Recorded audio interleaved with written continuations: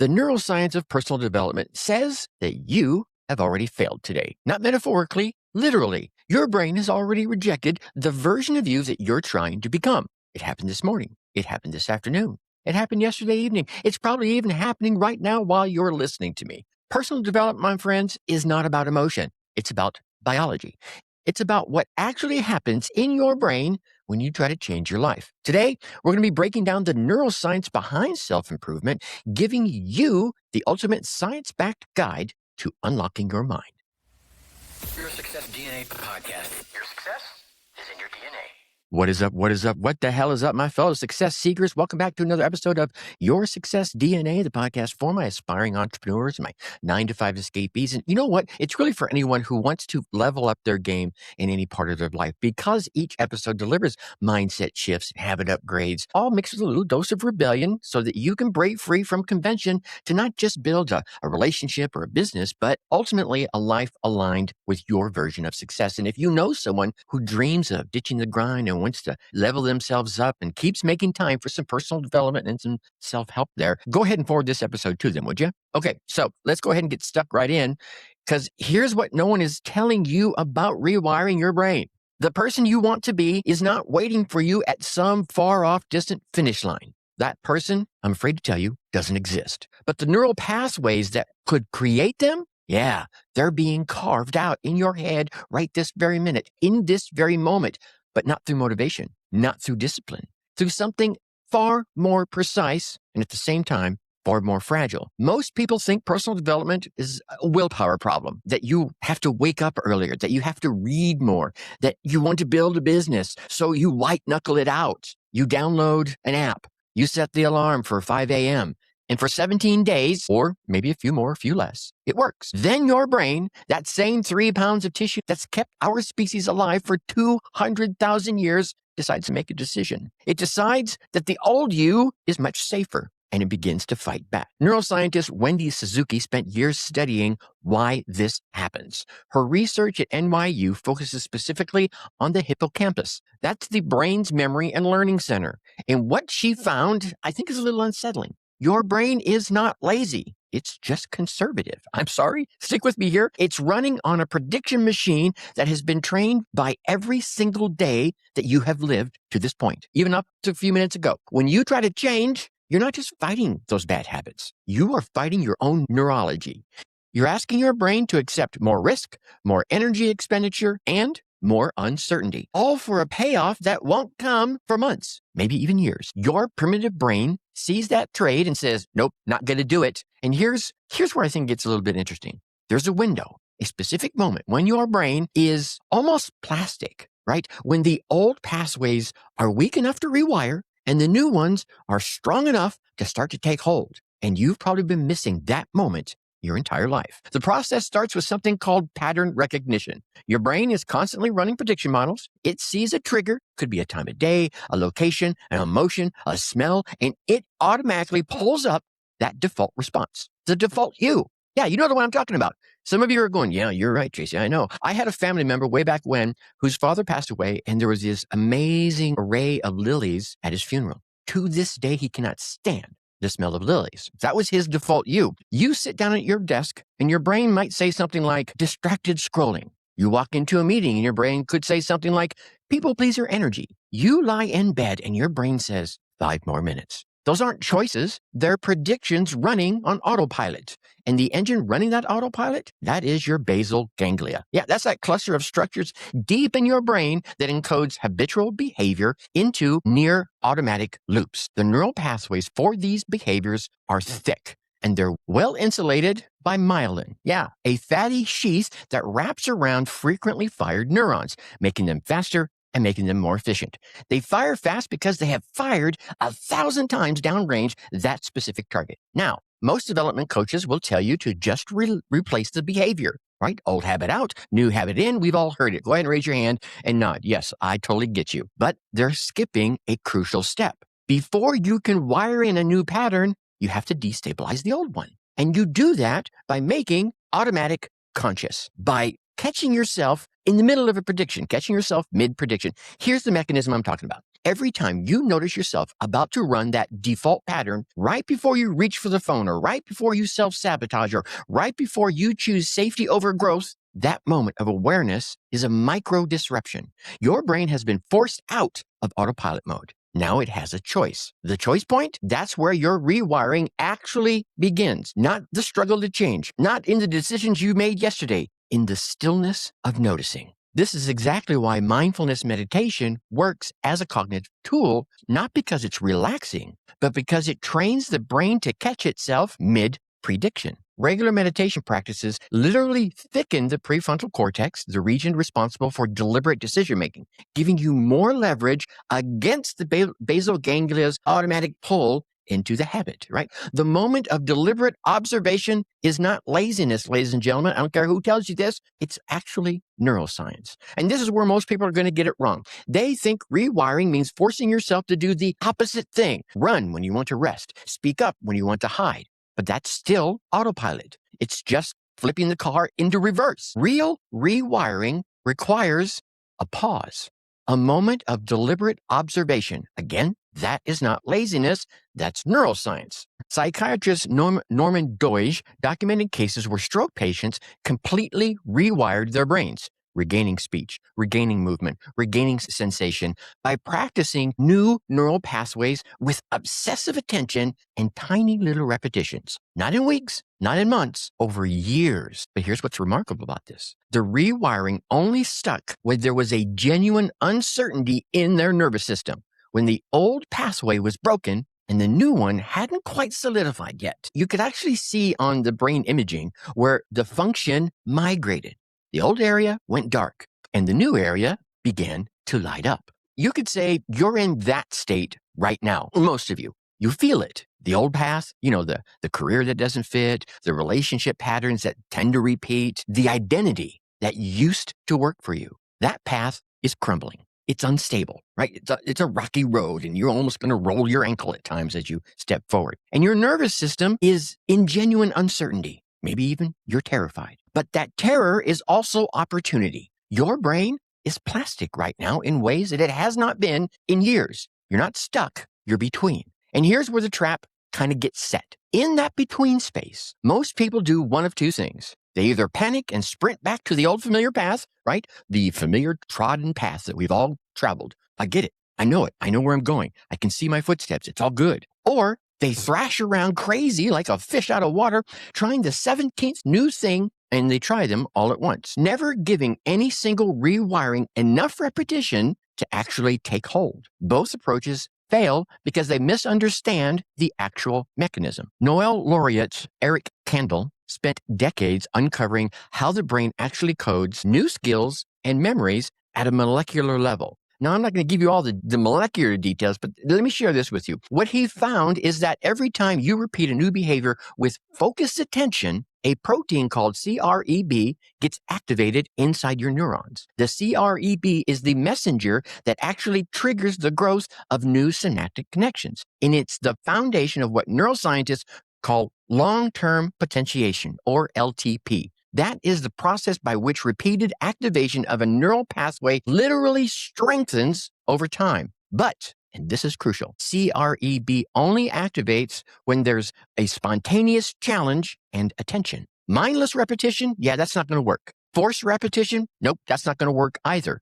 The brain has to be engaged in that micro decision of whether or not to continue. Dopamine? Well, dopamine also plays a crucial role here too. It's not just the reward chemical, it's the brain's learning signal. Every time you make a choice that deviates from the default pattern and it doesn't kill you, dopamine reinforces that new pathway. It tells your nervous system this was worth the energy you spent on doing it. So do it again. That's not motivation. That's synaptic plasticity in real time. Might explain why we keep doing that doom scrolling, right? Okay, yeah, go ahead and nod. I get it. Okay, we all been there. This is why meditation works for some people and not others. Why one person's morning routine transforms their life, and for another person, it just becomes another form of anxiety. The magic ingredient is not in the routine itself. Please stop asking everybody about their morning routine. It's whether your brain is genuinely uncertain about it. Whether you're choosing it in real time or whether it's become yet another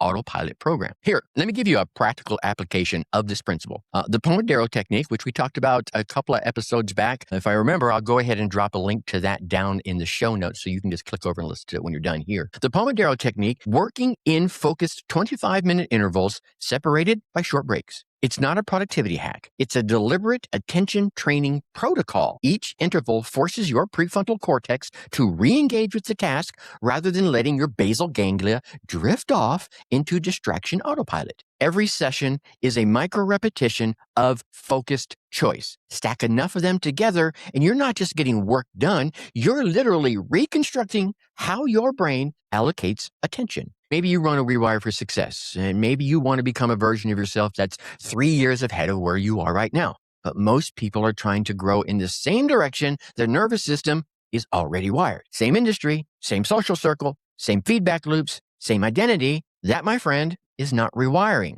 That's just upgrading. And upgrades have limits. Real rewiring means introducing information that contradicts your current model of who you are, of yourself. It means getting feedback from contexts where your old identity does not work. It means repeatedly exposing yourself to situations where your old predictions that your mind is creating fail. And you don't do this to shame yourself. You do this to genuinely confuse your prediction machine. And in that confusion, the plasticity happens. And here's the part I think for some of you, it's going to be hard to hear. But you know me, I'm not pulling any punches around here, right? This is that dose of rebellion. Most people will not do this. There it is, plain and simple. They just won't. Why? Because it's uncomfortable. It's not motivational. It requires vulnerability, and it requires being wrong. And a lot of people just can't handle being wrong. It requires being incompetent in public. We can all be incompetent in private. Being incompetent in public, that's a different level of uncomfortable. And your nervous system, the one that's trying to keep you safe, your nervous system is going to wage war against all that.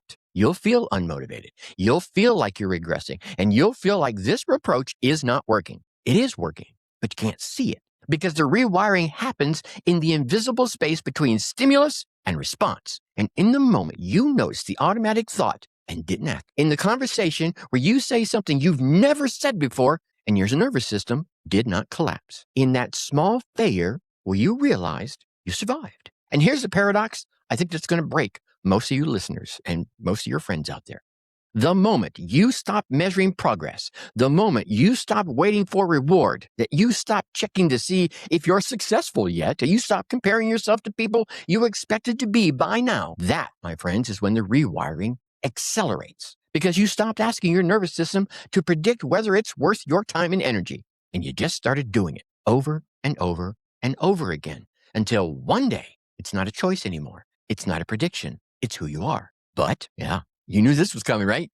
There's a cost to this because the person you become isn't always the person you thought you wanted to be. Sometimes rewiring yourself for success in your career means becoming someone your friends don't recognize anymore. Someone they don't want to hang out with, maybe. Sometimes it means making choices that look selfish from the outside. Sometimes it means being willing to disappoint people who were invested in the old you. Sometimes it means building something alone because everyone you know is still living in the version of the world that you're leaving behind or that you left behind. You know this already. Some of you are going, yeah, it's true. Somewhere in your body, you know that becoming successful, he says with air quotes, whatever that means to you, requires becoming someone slightly different than you are right now, maybe even radically different. And you're terrified, not just of failure, but of success. Because success rewires you. It changes your nervous system. It introduces you to new problems, new fears, new versions of yourself that contradict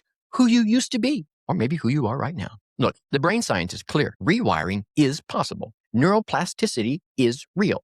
But it's not a journey toward yourself. It's a journey away from your current self. And the cost of getting there is the person you were or you are right now. The gap between who you are and who you want to become, that's not distance. That's death. And it's the death of who you were. Look, if this episode is hitting you somewhere real, and if you're feeling that gap between who you are and who you're supposed to become, I want to give you more. Every single week, I send out the Unleash Your Success DNA newsletter, and it's built for exactly the person you are right now and helping you become who you want to be. Aspiring entrepreneurs, 9-to-5 escapees, whatever it is you want to become. People who are done with the default life and ready to rewire from the inside. Each issue delivers more mindset shifts and habit upgrades and doses of rebellion, all designed to help you break free from convention so that you can build a life aligned with your version of success. So you don't need more motivation. No, you need a map. And that's what this newsletter is designed to be. Head on over to yoursuccessdna.com and subscribe right now. It's free, it's sharp, and it might be the most important thing you do today. Not because I said so, but because the version of who you want to be in 3 years, that person is going to start somewhere. Let this be your somewhere. Yoursuccessdna.com. Go get it now. Okay. Now, let's zoom out for a second, shall we? Because what we've been talking about today isn't just neuroscience. It's not just a productivity framework or some woo-woo self-help concept. What we've been talking about is a fundamental architecture of your human transformation, of human transformation in general. But here's the bigger picture. Every civilization, every movement, every revolution in history has all been built on one thing. People who were willing to become someone their environment did not recognize. The Wright brothers, they weren't inventors. They were people whose nervous systems had been wired to believe flight was possible when the entire world's prediction machine said, nope, it's not possible. Every founder who built something from nothing, every person who walked away from a comfortable lie to chase an uncomfortable truth, they weren't more motivated than you. They weren't more talented than you. They weren't more anything than you. They were just further along in their rewiring process. So here's what this means for you right now in this moment of your life. That restlessness you feel, that's not a character flaw. That, my friend, is neuroplasticity knocking at the door in your head. It's your brain. It's signaling that the old model of you no longer fits the life you've been called towards. Whoever's calling it to you, Allah, Buddha, God, whoever you believe in, the discomfort you feel when you think about making that leap could be starting a business or leaving a job or starting a new relationship. Ultimately, it's all about betting on yourself. That is not fear of failure. That's the friction between the two neural identities competing inside the same nervous system. That's the old you and the emerging you, fighting for control of the steering wheel. Look, my friends, you're not broken, you're between. And between is exactly where transformation lives. The paradigm shift here is this. Stop treating personal development like a self-improvement project. It's not about adding skills to the person you already are. It's about becoming someone new enough that the old problems, they just don't apply anymore. That's not a motivational line. That's a literal mechanism of neurological change. The entrepreneurs, the founders, the freedom builders who actually make it, they don't succeed because they found the right strategy. They succeed because they became the kind of person for whom that strategy was inevitable. The rewiring came first. The results followed after. That's the game. And now you know how it's actually played. So, all that said, here's your whiskered wisdom for today. The brain doesn't change through intention. It changes through interruption. You can read every single book that's ever been published on neuroplasticity. You can journal about the person you want to become. You can vision board your